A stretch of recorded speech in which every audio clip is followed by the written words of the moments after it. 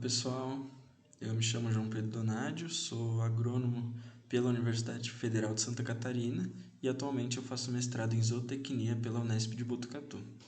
Eu sou orientado pelo professor Matheus Denis e hoje eu vou apresentar para vocês sobre enriquecimento ambiental para animais de fazenda, fundamentos e aplicações.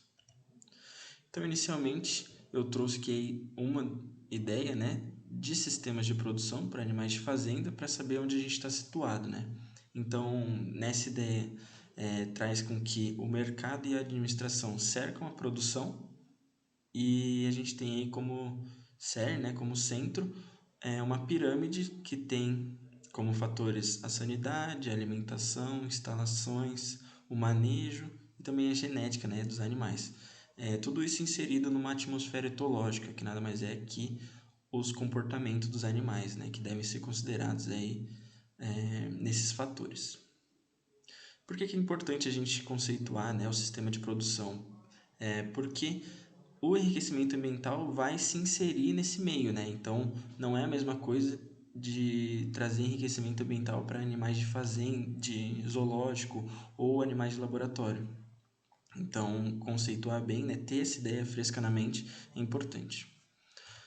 Outra ideia importante, de conceituar antes da gente entrar propriamente no enriquecimento ambiental é a ideia de bem-estar animal, que são várias as definições, Eu trouxe duas aqui. A primeira delas é a relação, a definição como o estado em que o indivíduo se encontra, o indivíduo animal se encontra ao tentar lidar com os desafios do ambiente, definida aí por Bloom. E outra ideia também que está meio que junta, com essa, que além desse estado frente aos desafios, também pode ser definido por três fatores que são sobrepostos, que é o funcionamento biológico, a saúde básica e o funcionamento biológico, a vida natural e também os estados afetivos, dos animais. Então, o funcionamento biológico se refere à nutrição, a doenças, o estado, do animal. As experiências afetivas, os estados afetivos, está relacionado com medo, fome ou estresses que o animal pode passar. E o comportamento natural está relacionado aí com o repertório comportamental da espécie, que está trabalhando, a espécie específica, que a gente vai aprofundar um pouco mais, Então, aqui eu trouxe um exemplo, aqui é próprio dos bezerros, dos comportamentos naturais, deles. Então, que aí está inserido a mamada, a obtenção do leite, o pastejo, também o descanso, tá em grupo, que aí tem o estudo traz aí uma estimativa, de horários e que são exercidos nesses comportamentos. Também tem para outras espécies, aqui eu só trouxe um exemplo. E aqui eu trouxe alguns também exemplos, ainda para bezerros, sobre motivações, que a gente estuda recentemente, aí tem mais estudos das motivações que os animais têm, para alguns comportamentos. Por exemplo, a estarem em grupo, eles são altamente motivados, a estarem em grupos por serem animais gregários, assim como outras espécies zootécnicas. Também tem a utilização de áreas de pastagem, por ser uma área que eles evoluíram junto, a área natural deles é o campus, de pastagem, então tem essa relação aí com o comportamento natural. A utilização de escovas, que seria já indo para o enriquecimento ambiental, que se refere ao comportamento natural de se coçar, que na natureza seria feito em árvores, então, ou pela mãe, E também a gente tem que, pela separação da mãe, pelo manejo, dos sistemas de produção que separa os bezerros da mãe, tem aí a expressão de comportamentos anormais, como a sucção em objetos ou em outros bezerros quando criados em grupo. Então, aqui um panorama da situação atual, principalmente aqui no Brasil, no sul do Brasil, dos estudos que a gente tem que 13% das unidades amostradas, num determinado estudo, não permitem acesso à pastagem de bezerros e vacas no geral, de bovinos no geral, e tem aí 70% dessas unidades de produção isolam os bezerros. Então não tem a criação em grupo depois da separação com a mãe, né? Então outras características é a separação precoce da mãe, como eu já falei, e também um desmame prematuro e abrupto, que também tem seus malefícios, né? Então, como resultado dessas práticas, né, que são amplamente vistas, tem uma maior frequência de problemas de saúde quando comparado a práticas de enriquecimento, né, de criação em grupo, entre outros. A maior exibição de comportamentos anormais, como enrolar a língua, que está relacionado com a falta de acesso à pastagem, e a mamada cruzada, relacionada à falta de contato com a mãe. E também um desenvolvimento prejudicado e piores índices de bem-estar, relacionando todos esses fatores que eu já falei e também outros fatores. Então, entrando na apresentação, né, no enriquecimento ambiental, o que a gente tem? Como definição por Newberry, trata da inserção de elementos que provocam melhorias no funcionamento biológico e experiência subjetiva dos animais confinados, com consequente, né, melhoria no bem-estar, por estar relacionado com o funcionamento biológico e as experiências, né, afetivas.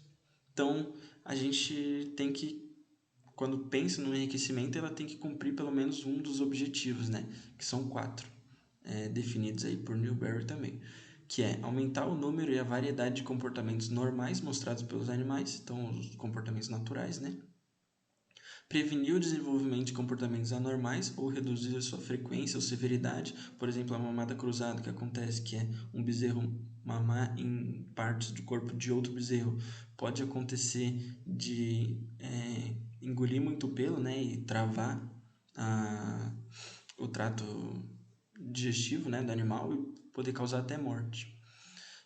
Também outro objetivo é aumentar a utilização positiva do ambiente, na relação aí do animal com o ambiente, e por fim aumentar a capacidade do animal de lidar com desafios comportamentais e fisiológicos, relacionando aí com o primeiro conceito de bem-estar lá que eu trouxe. Então, quais são os tipos de enriquecimento ambiental que existem, né? Tem o social, ocupacional, físico, sensorial e nutricional, definidos aí por Bloom-Smith. Eu vou definir cada um, trazer mais exemplos nas próximas partes, nos próximos slides.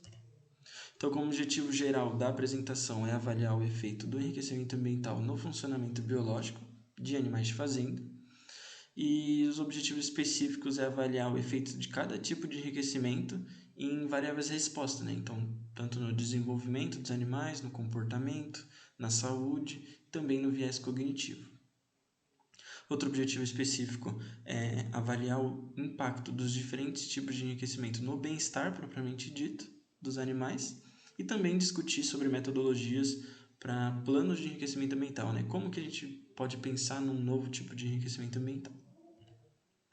Então, trazer um pouco do histórico da ideia, né, do enriquecimento ambiental. Então, o primeiro registro que se tem sobre enriquecimento ambiental é a utilização de brinquedos para ursos polares em zoológicos, né? Toda a ideia de enriquecimento ambiental partiu de animais de zoológico.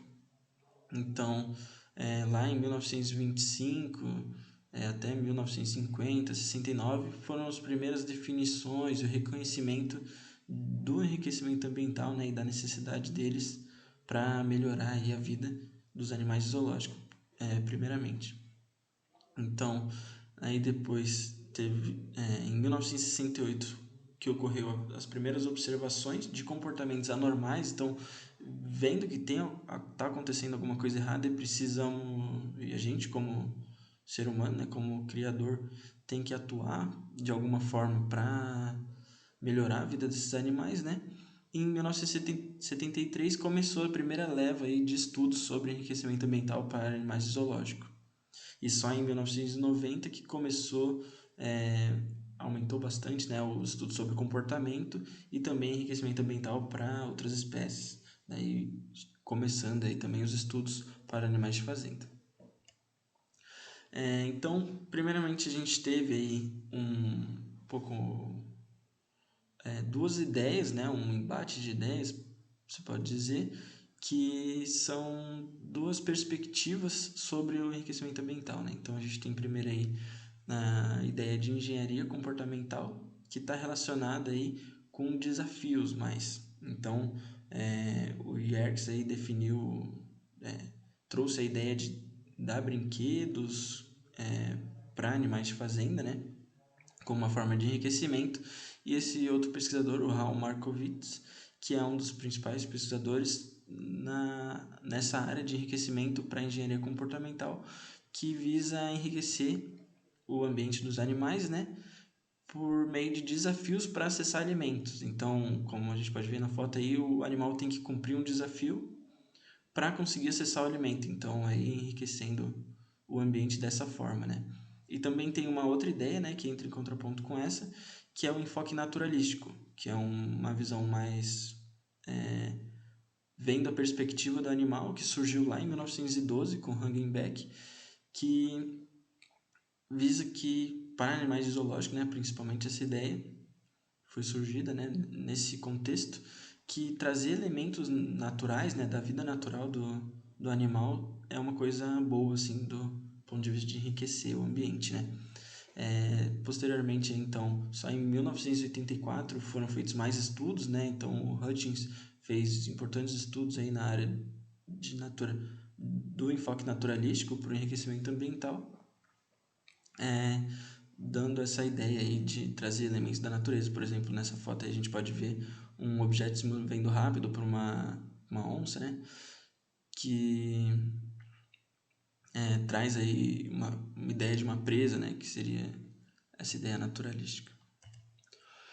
Aqui eu fiz um gráfico com as publicações mais recentes aí, durante o passar dos anos, e a gente vê que realmente aí teve um aumento grande na década de 90 e exponencial aí até os dias de hoje, que essa caída em 2023, que ainda vai aumentar, né?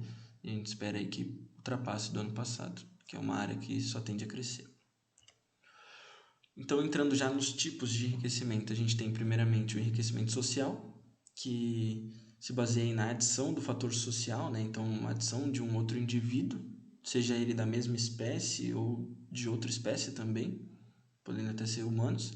E o contato aí pode ser tanto direto com a criação junta, né? Podendo ter o contato direto, ou indireto, podendo ser o contato só visual ou por olfato, ou simplesmente pela audição, né? Conseguir escutar outro animal já é considerado aí um tipo de enriquecimento.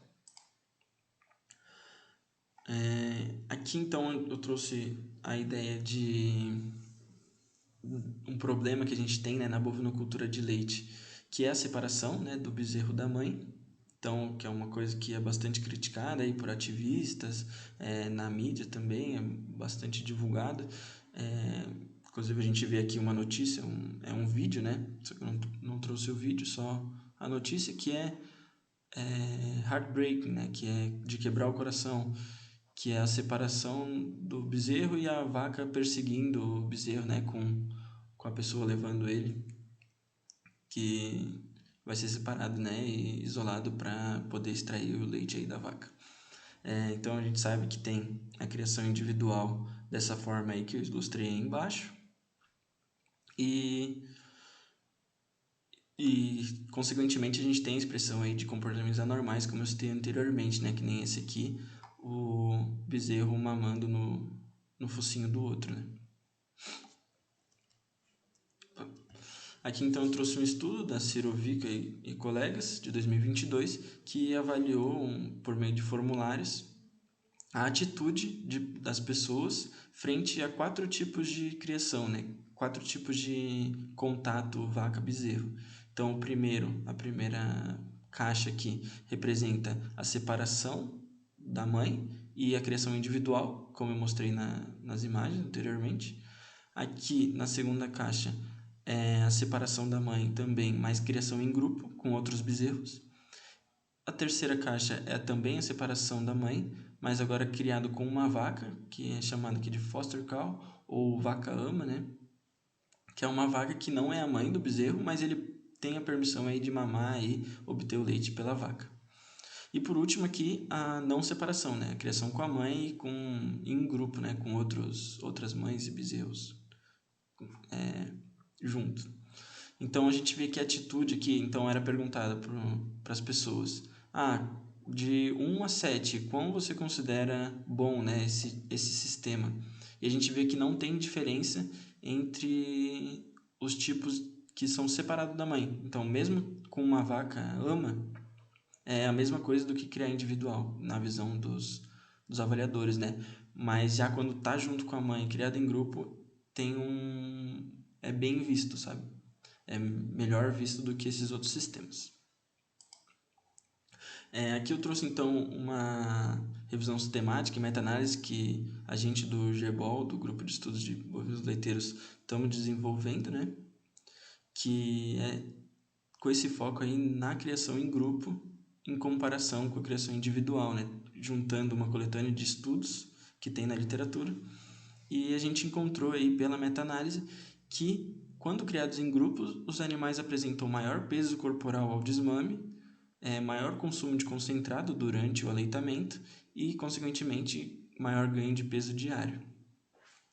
Lembrando que esse não é o foco, né, do enriquecimento social, como a gente viu lá, não é um objetivo atingir maior peso, né, maior produção, mas sim uma consequência, né, porque o animal está se sentindo melhor, né, então a gente está suprindo a motivação dele de estar em grupo e, consequentemente, ele consegue consumir mais concentrado e ganhar mais peso.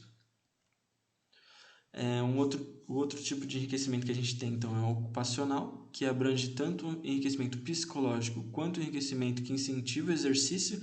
Então, como psicológico, eu trouxe aqui uma ideia, né, de que uma vaca aciona uma alavanca e ganha uma recompensa. Esse é um enriquecimento psicológico que trabalha aí com o cognitivo, né, do animal. E como exemplo para o enriquecimento que incentiva o exercício, eu trouxe aqui uma espécie que não é de fazenda, mas é bem fácil de lembrar, que é a roda para hamster. Então, favorece o exercício, aí ele tem a roda e pode se exercitar. Agora eu vou trazer outros exemplos já. Aqui em galinha, essa foto da esquerda está de bem ruim qualidade, né? A qualidade está bem ruim, mas eu gostei da ideia de ter colocado uma escada, né, para alcançar os galhos das árvores para poder exercer esse comportamento, né, de se empoleirar, né? Então, esse enriquecimento permite aí o exercício, né, o conforto, evita as bicadas canibais, reduz a agitação, né, e o medo das galinhas e também tem consequência aí na resistência óssea dos animais. Um outro exemplo também é a colocação de plataformas, né, para frangos de corte, que, segundo Lourenço da Silva e colegas, resulta também em maior produtividade. Um outro exemplo também que a gente tem, que é o sistema de tie-stall, né, que é a criação de vacas leiteiras em correntes, né, presas em coleiras. E uma ideia, né, de enriquecimento ocupacional é a permissão, né, de um período de exercício, né, para a vaca. Então, esse primeiro estudo do Gustafsson, ele verificou que permitir esse tempo, né, reduz a ocorrência de doenças, né, então melhora aí a saúde dos animais, só por permitir um tempo para fazer exercício. E o Lohberg e colegas observaram que ao permitir um tempo de exercício, né, um tempo de andar, né, para as vacas, ela principalmente gasta esse tempo se lambendo, que é uma coisa, que é um comportamento que ela tem natural dela, que não pode fazer porque ela está presa, né, tá com a cabeça presa, ela não consegue lamber as costas, por exemplo. Uma outra coisa é o acionamento, né, de escovas automáticas, que seriam um enriquecimento psicológico, né? Que a vaca sabe que se ela chegar perto da escova e empurrar a escova, ela vai se acionar, como a gente vê aí no vídeo, e poder aí realizar o comportamento de coçada, né? De se coçar. Então, como terceiro tipo de enriquecimento, a gente tem enriquecimento físico, que envolve a alteração do tamanho ou complexidade do ambiente de criação, ou também a adição de acessórios, como objetos, substratos ou estrutura permanentes. Aqui eu trouxe um exemplo na criação de porcos, que é a criação, a baia de parto, né, das porcas, que majoritariamente aí é em baias individuais, que tem pouco espaço aí para a porca se movimentar. Ela só consegue deitar para amamentar e se levantar para se alimentar, né, e tomar água. E é isso, né? Só isso que ela pode fazer. E como proposta, né, de enriquecimento físico, né, aumentar o tamanho, aí juntando também com o enriquecimento social, né, juntando com outras porcas, com filhotes. E esse é um tipo de enriquecimento aí que altera o tamanho da baia, né, que é uma coisa bem importante aí para as porcas. Também tem a adição de objetos, né, acessórios, como esse aí na esquerda, para leitões, né, para eles poderem mordiscar e não mordiscar o coleguinha. E também substratos aí, como a adição de palha aí, como cama, né, para os porcos. Como enriquecimento sensorial, a gente tem definido que é aquele que relaciona com os sentidos, né, dos animais, então seja visual, auditivo, olfativo, tátil ou de paladar. Então aí a gente tem como exemplo espelhos para galinhas, pode ser também televisões, no caso dos visuais, né? Também tem bastante estudo sobre efeito de música, tanto para cabras, ovelhas ou vacas de leite também, tem estudos. E por fim, então, o enriquecimento nutricional, que envolve a disposição de tipos de alimentos variados ou novos, né? Ou também a alteração do método de oferta desses alimentos. Então aqui eu trouxe dois exemplos, um de galinhas, a oferta aí de minhocas para elas, né? Que é uma variação, né, no alimento, não dá só ração, né, para as galinhas, mas também minhocas, aí lembrando também do comportamento natural delas, que seria o alimento que elas teriam, né, disponível na natureza, e também por objetos aí, no caso aí do porquinho, colocar cenouros, né, para alimentação em bola, né, que estimula também um desafio, né. Pensando também no método de oferta de leite, a gente está trabalhando numa meta-análise também, e dos resultados preliminares aí a gente tem que, quando é oferecido bicos, né, como a gente pode ver em relação à oferta de leite em balde, os animais ficam mais tempo consumindo leite, o que é bom, né, porque simula o tempo que ele demora para consumir o leite na natureza, né, da mãe, e também ele passa, consequentemente, mais tempo deitado. Isso está principalmente relacionado ao suprir a motivação, né, de mamar, que o animal consegue descansar, passar mais tempo deitado, porque no caso da oferta em balde, o animal bebe o leite muito rápido e e a motivação dele de succionar, né, de mamar, não é suprida. Então ele passa bastante tempo lambendo e sugando estruturas, mais tempo do que quando oferecido leite em bicos, né? E consequentemente, né, tem uma avaliação de bem-estar pior, né? Aqui eu trouxe um estudo que relaciona o enriquecimento físico, né, itens de enriquecimento físico, junto com o enriquecimento social, e avaliei o crescimento, comportamento e a resposta à novidade, que está relacionado com o viés cognitivo de bezerros. Então, o experimento foi montado de forma fatorial, aí, com dois fatores, criação individual contra impar, e a não disposição e disposição de itens de enriquecimento físico, que são as escovas estacionárias, correntes de plástico, tetos de borracha e redes de feno com essência de morango, que aí traz o cheiro, né? E serve como enriquecimento sensorial. Como resultado, eles encontraram que o acesso aos itens de enriquecimento melhoraram o crescimento, apesar da criação em par não ter efeito, né, no crescimento. Os itens físicos, né, os itens de enriquecimento físico, reduziram comportamentos indesejáveis, como a mamada cruzada ou sucção em objetos, né, em estruturas.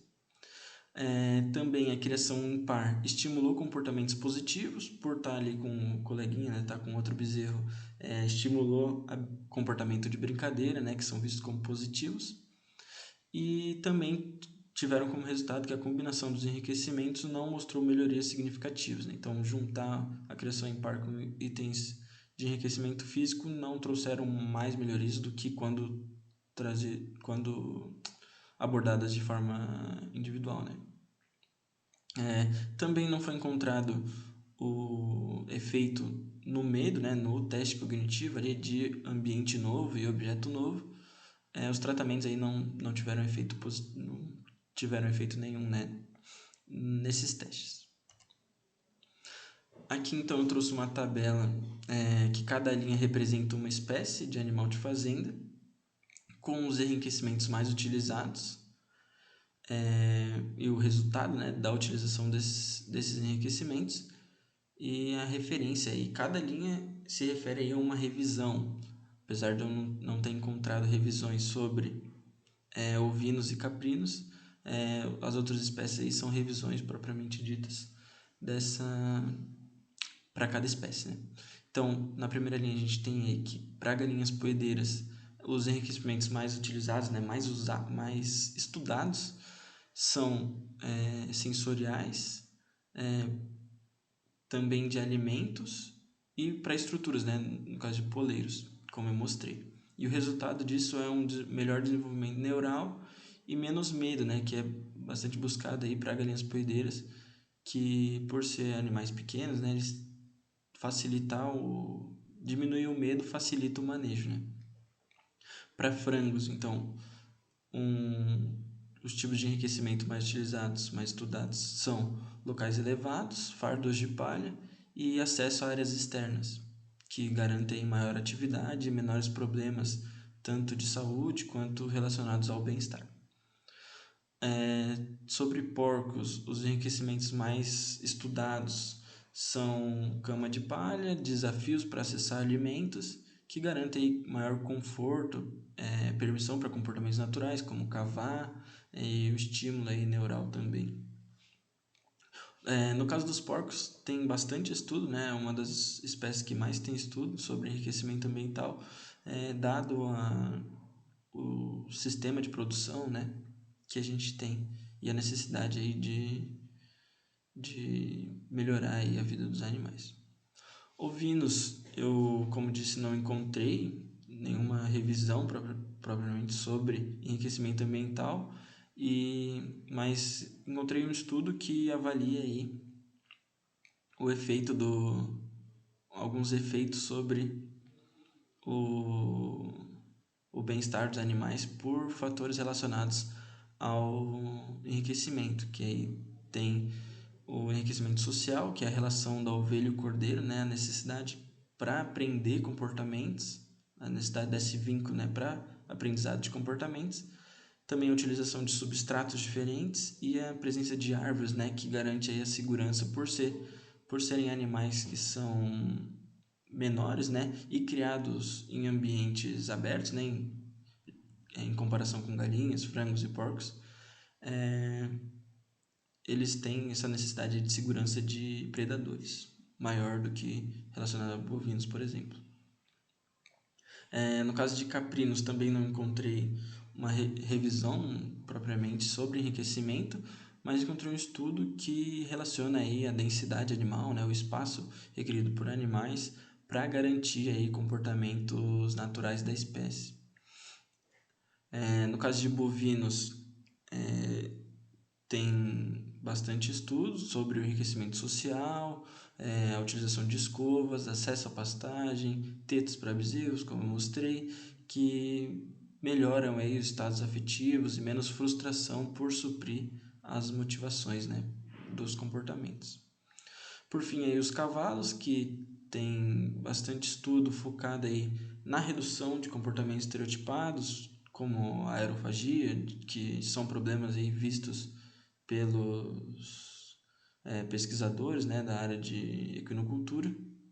E os enriquecimentos mais estudados aí são o espaço, a necessidade de fazer exercício, né, desafios para acessar alimentos e também a utilização de brinquedos que tem um porém aí que não são comprovados ainda cientificamente, né? Não tem muito estudo que comprova que os brinquedos são realmente eficientes, né, para a melhoria dos comportamentos estereotipados e também na melhoria do bem-estar dos animais em geral.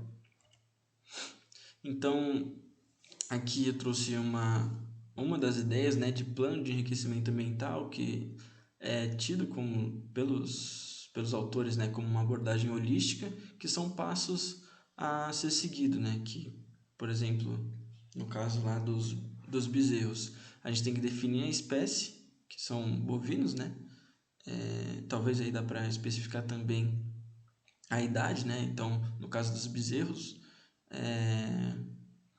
a gente tem que definir o comportamento que a gente quer estimular, que é a mamada. Então, definir o comportamento baseado no repertório comportamental natural da espécie, então a mamada, sendo que estão separados da mãe, né? Então a gente tem que estimular esse comportamento de alguma forma, verificar se o animal está expressando comportamento agora, no caso sim, se não tiver, né, se tiver com balde, está expressando comportamento, mas está direcionado a estruturas ou a outros bezerros quando criados em grupos, né? Em terceiro, tem que definir como queremos estimular o comportamento, descrevendo o enriquecimento que poderá fornecer a oportunidade e motivação para a expressão do comportamento, que seria aí pela oferta de leite no bico, né, por bico, por mamadeira ou balde com bico. E por fim aí, definir o nível de prioridade do comportamento, então a necessidade comportamental. Nesse caso é bem alta, né, porque é muito importante para um bezerro a mamada, e a viabilidade desse enriquecimento, né, que também é alto. Aqui então eu trouxe um estudo de Decker e colegas que trazem uma ideia nova e recente, né, de 2023, esse ano, que discute aí o uso ativo dos enriquecimentos. Aqui ele trouxe no título uma pergunta e resposta, né? Não usa, não perca isso. Perguntando aí por que o uso ativo dos enriquecimentos não é um requerimento para ter um valor de bem-estar, né? Então aqui ele trouxe 5 motivos, é uma revisão, né? E o primeiro motivo é que algumas motivações são saciadas rapidamente pela interação com recursos e resultam em grandes benefícios de bem-estar. Então, aí é bastante relacionado com o tempo de que o animal usa um recurso, né, um estímulo. E por que não deve ser menosprezado só porque usa por pouco tempo, por exemplo.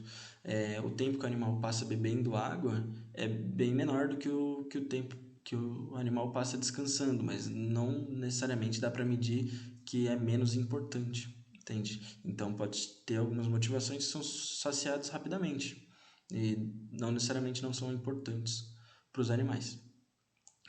Como segundo motivo tem a interação ativa, pode ser o caminho para atingir um objetivo ou resolver um problema sem ser necessariamente benéfico ao bem-estar. Então, não necessariamente porque tem um uso ativo, né, de alguma coisa, de algum recurso, que não que tenha um impacto positivo, né, no bem-estar. Por exemplo, uma porca para montar um ninho, no momento que ela está montando o ninho, não necessariamente tem um valor de bem-estar para ela, né, mas ela ter o ninho na hora de parir, né, de abrigar os seus filhotes, é importante, né, para ela. Em terceiro, então, a gente tem o motivo de ter a oportunidade de escolha e controle, pode ser inerentemente benéfico, mesmo que não ocorra interação. Então, só de ter a possibilidade do animal usar, sabe?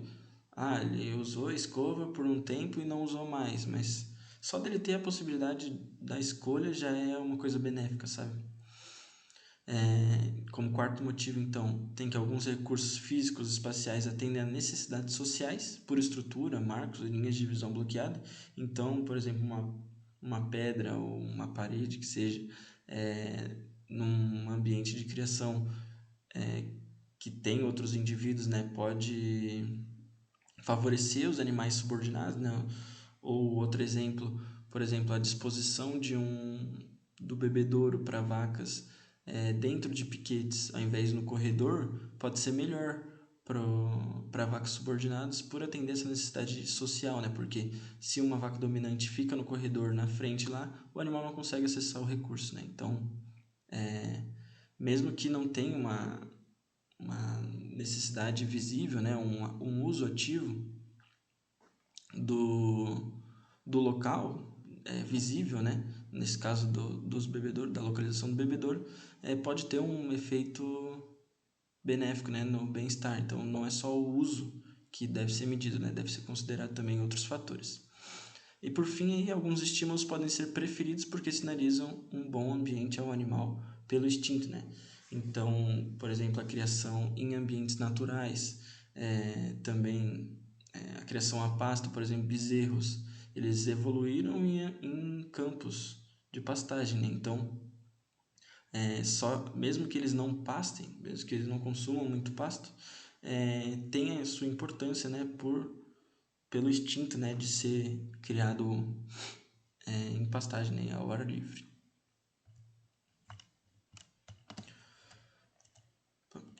Então, por fim, eu trouxe aqui um ranking de bem-estar animal, né, com alcance global, que é a BBFAO, que tem uma parte lá da sua metodologia de análise do bem-estar animal que considera o enriquecimento ambiental. Então, eles têm a metodologia, tem para outras espécies também. Aqui eu trouxe o exemplo de ruminantes. Então, eles avaliam por tipo de espécie, né, e também por sistema de produção, que trazendo aí algumas motivações dos ruminantes aqui, por exemplo, trouxeram de ter uma área confortável para se deitar, de conseguir fazer o skincare que eles falam que é se lamber ou se coçar, conseguir se esconder para parir, pastejar, explorar, brincar e no caso das cabras também de escalar árvores ou quer que seja. E também traz aí os riscos que podem ocorrer se elas não suprirem essa motivação, né? Que é a aparição de comportamentos anormais, estereotipias. E aí na última coluna ele traz algumas formas que podem suprir essas motivações, né? Que devem ser avaliadas, né? Nesse protocolo, nessa metodologia, que são avaliados aí em loco, né? Na propriedade ou na empresa que seja. Se estão sendo ofertados, por exemplo, aí, a permissão para se esconder tem paredes de parição, espaços divididos, entre outras coisas. Essas aqui foram as principais referências que eu utilizei para fazer a apresentação. E era isso. Muito obrigado. Qualquer dúvida pode entrar em contato comigo.